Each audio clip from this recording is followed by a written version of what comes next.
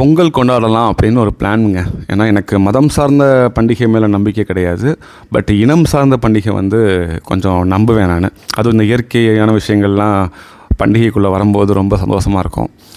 சரி, பொங்கல் அன்னைக்கு நம்ம கரும்பு வெட்டி பொங்கல் வச்சு கொஞ்சம் கொஞ்சம் பொங்கல் பிள்ளைங்களுக்கு வைப்போம் அப்படிலாம் பயங்கரமாக பிளான் பண்ணியிருந்தேங்க. ஃபேமிலியோடு போவோம், நல்லாயிருக்கும் அப்படின்னு.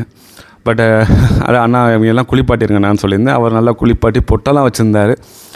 வச்சுட்டு பார்த்தா கரெக்டாக மதியானம் மழை வந்துருச்சு.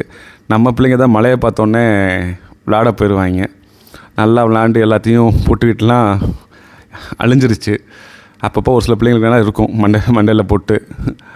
சரி, ஓகே. அதுக்கடுத்து சரி விடுங்க, பொங்கல் தான் போச்சு, நம்ம மாட்டு பொங்கலுக்காவது நம்ம நாய் பொங்கலாக மாற்றிடுவோம் அப்படின்னு நினச்சிட்டு நேற்று போனேங்க. நேற்று போயிட்டு பொங்கல் மட்டும் வீட்டில் செஞ்சுட்டு போயிட்டேன்.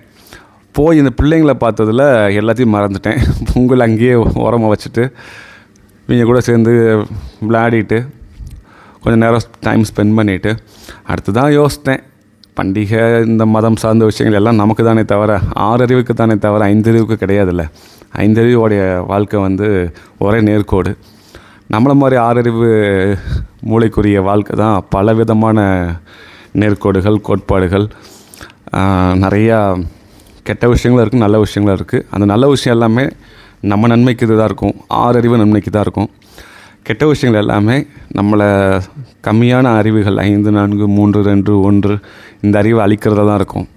ஸோ முடிஞ்ச வரைக்கும் மன நிம்மதி என்னென்னா, ஒரு 5 அறிவு 4 அறிவு 5 அறிவு மட்டும்தான் நம்ம வந்து பாதுகாக்க முடியும். மற்ற எந்த அறிவுமே நம்ம பாதுகாக்க மாட்டோம். பாதுகாக்கிறேன்னு சொல்லுவோம், பாதுகாக்க மாட்டோம். 5 அறிவு முடிஞ்ச வரைக்கும் பாதுகாக்க முயற்சி பண்ணுவோம். ஸோ அதில் நான் என்னோடய பங்களிப்பு கொஞ்சம் இருக்கே அப்படிங்கிற மன நிம்மதி இருந்துச்சு எனக்கு. அதே மாதிரி நிறையா பிள்ளைங்க நிறையா ஃபோன்கள் என்னால் ஃபோன் எடுக்கவே முடியல. ஏன்னா ரொட்டீனாக என்னுடைய அந்த ப்ரொசீஜர் அந்த இதை ஃபாலோ பண்ணுறதுக்கே எனக்கு நேரம் பத்தலைங்க. ஸோ அதனால் இந்த மந்த்து கொஞ்சம் லாஸ்ட்டாக அந்த சிடி என் வீட்டில் 2-3 பிள்ளைங்களுக்கு சிடி இருக்குங்க, முளைக்காய்ச்சல். அதில் வந்து நான் வெளியே வர வரைக்கும் கொஞ்சம் கஷ்டமாக தான் இருக்கும். கொஞ்சம் அமைதியாக தான் இருப்பேன், வேறு வழி இல்லை. நன்றிங்க.